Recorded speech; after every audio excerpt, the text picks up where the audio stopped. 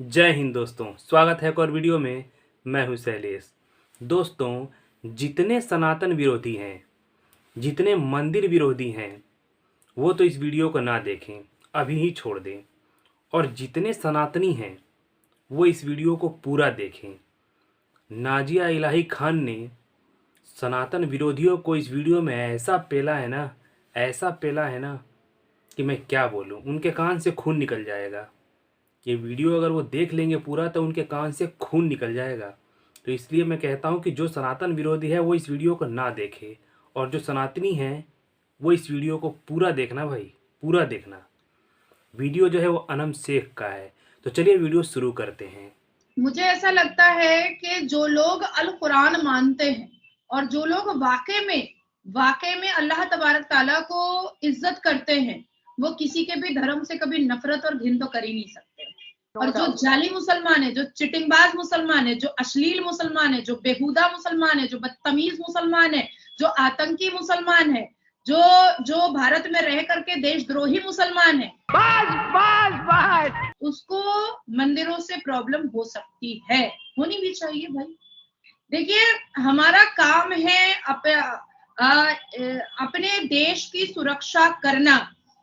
जिस देश में हम रहते हैं उस देश के हित में ना काम करके आतंकी बातों को अगर बढ़ावा दे, तो मुझे लगता है कि मुझे खुद जहर खा करके मर जाना चाहिए। मुझे ऐसा लगता है कि मुझे खुद जहर खा के मर जाना चाहिए, क्योंकि जिस धरती पर मैं नमाज पढ़ती हूँ और जिस देश के पानी से मैं वजू करती हूँ, उस देश की बुराइयां मेरे हलक से तो कभी निकलनी ही नहीं चाहिए, कभी नहीं निकलनी चाहिए। औरंगजेब तोड़ा था मंदिर, औरंगजेब तोड़ा था। औरंगजेब हमारे प्रॉफिट मोहम्मद नहीं है, नौजुबिल्लाह। वो औरंगजेब बादशाह था और बहुत ही अश्लील बादशाह था। और औरंगजेब को फॉलो करने वाले लोग क्या अपने अपने बाप को भी जेल में बंदी करवाएंगे?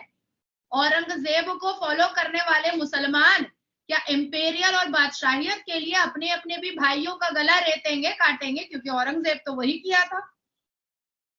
औरंगजेब की गुलामी करने वाले हर वो मुसलमान ठरकजेब को मेरा मैसेज है, और मैं पूछना चाहती हूँ अनम आपके चैनल के माध्यम से कि क्या औरंगजेब की तरह मुसलमान मर्द अपने अपने पिता को, अपने अपने वालिद को, अपने अपने बाप को जेलबंदी कराएगा और एक वक्त का खाना देगा और एक मटका पानी देगा?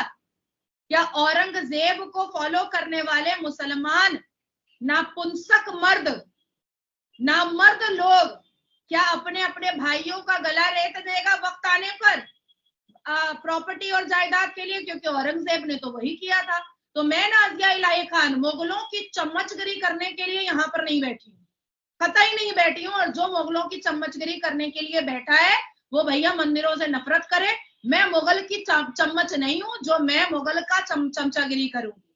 अब आते हैं आपके टॉपिक पर। हाँ भाई, आपके यहाँ रोना गाना चल रहा है कि 14 फरवरी तो वैलेंटाइन डे का दिन है, और पाकिस्तान के मर्द और औरत वैलेंटाइन तो बड़ा धूमधाम से मनाते होंगे, क्योंकि आपके यहाँ तो 10 साल की 12 साल की लौंडियां भी प्यार कर बैठती हैं।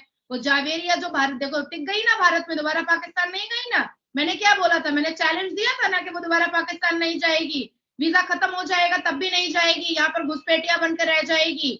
और उसको चड्डी पहनने और पैम्पर पहनने के दिन में 15 साल में प्यार हो गया था और भाग के चली आई और ससुर से चुम्मा चाटी करवा ली। तो 14 फरवरी का बहुत बहुत दुख हो रहा है पाकिस्तान और भारत के मुसलमानों को। यार 14 फरवरी तो वैलेंटाइन डे है, इशक मुशक का दिन है, लौंडाबाजी और छोकराबाजी का दिन है। तो हाँ, तो मंदिर का उद्घाटन क्यों हो रहा है? पर हमें कोई प्रॉब्लम नहीं, हमें प्रॉब्लम होना भी नहीं चाहिए। हमारे लिए बहुत बड़े फक्र की बात है, हमारे लिए नाज की बात है कि 22 जनवरी इतने बड़े सनातन धर्म के वेटिकन राम मंदिर का इनॉग्रेशन हमारे कई आचार्य और कई प्रभु और मोदी जी के हाथों हुआ। और अब 14 फरवरी मुसलमान मुल्क अबू धाबी में इनॉग्रेशन हमारे भारत के प्रधानमंत्री श्री नरेंद्र दामोदर दास मोदी जी करेंगे। अब मैं आपको बताना चाहूंगी कि पहला विजिट जब 2015 में हमारे भारत के प्रधानमंत्री का हुआ था, 34 साल के बाद गल्फ कंट्री में कोई दूसरा प्रधानमंत्री गया था। उससे पहले जो है इंदिरा गांधी जी गई, लेकिन कोई तीर मार करके नहीं आई थी, क्योंकि इंदिरा गांधी जी को भारत से मोहब्बत तो थी ही नहीं, बिल्कुल भी नहीं थी। उनको तो भारत के कल्चर से, भारत की संस्कृति से कभी मोहब्बत नहीं थी। अगर मोहब्बत होती तो 1966 में वो साधु स्लॉटर थोड़ी करवाती, कभी नहीं करवाती। अगर मोहब्बत होती तो all India Muslim personal law board थोड़ी बनवाती, संविधान होते हुए भी। अगर मोहब्बत होती तो इतने सारे मुसलमानों के जमियत उलमाए हिंद थोड़ी खुलवा देती। अगर भारत के कल्चर से उनको मोहब्बत होती तो उनको तो मोहब्बत थी। तो 2015 में जब मोदी जी ने विजिट किया और वो ऐतिहासिक विजिट हुआ, उसके बाद 2018 में हमारे भारत के प्रधानमंत्री ने उसकी नींव रखी थी, उस प्रोजेक्ट की नींव रखी थी।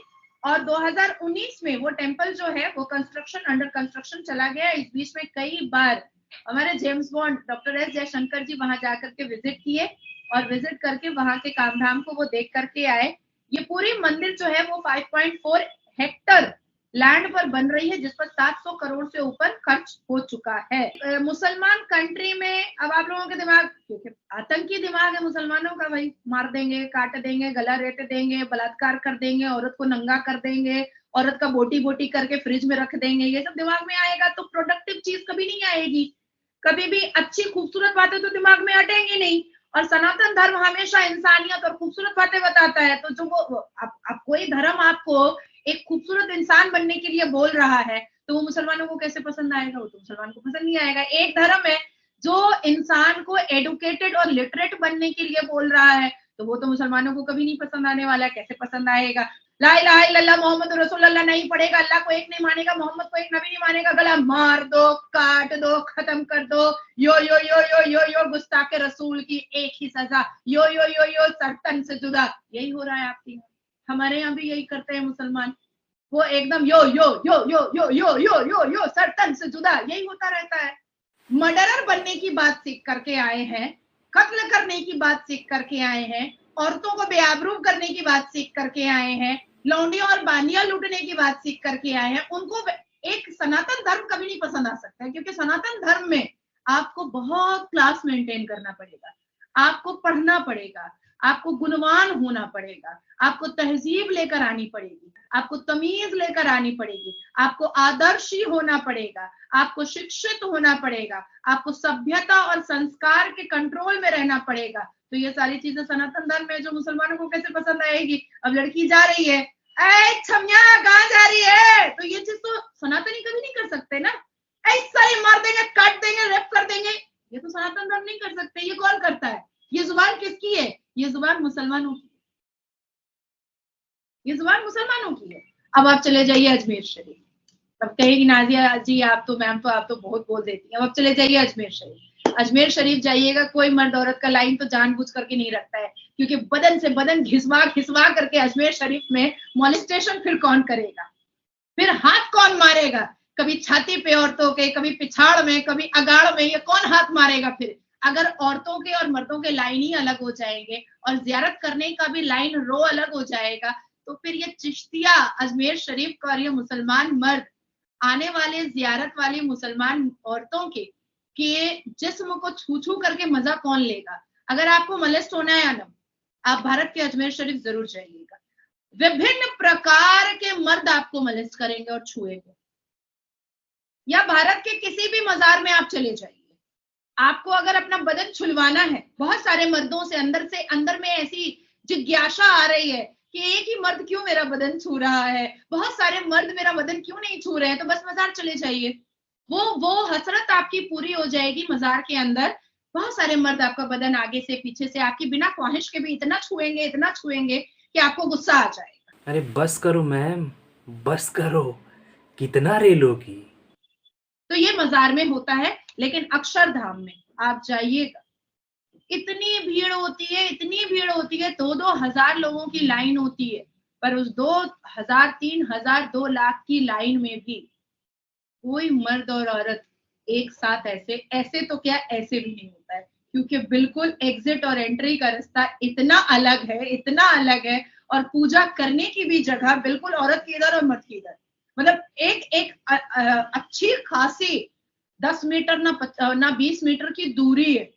तो जो सभ्यता और संस्कार सनातन धर्म में है वो मैंने अपनी आंखों से देखा है, और जो अश्लीलता और जो बेहूदगी मज़ारों में है वो भी मैंने अपनी आंखों से देखा है, वो भी मैंने अपनी आंखों से देखा है। क्योंकि हमारा एक वीआईपी होता है, तो हम मज़ार के ऐसा नहीं है, मैं अजमेर शरीफ गई हूँ और मैं अपना प्रैक्टिकल एक्सपीरियंस बता रही हूँ।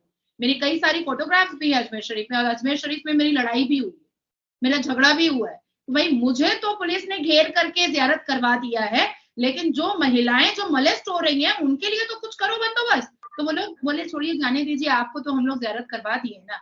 मैं आपको बता रही हूँ, दिल्ली में एक मज़ार में मैं गई थी, उस मज़ार के अंदर से मैंने अपने पैर से कॉन्डम पकड़ करके मैंने वहां के मुजाविर को दिखाया था, उसके सामने रख दिया था पैर, क्योंकि पैर से ही पकड़ूंगी ना, कॉन्डम यूज किया हुआ, मैंने मुजाविर के सामने रख दिया था। मैंने कहा ये क्या तुम्हारे मज़ार में कर रहा है?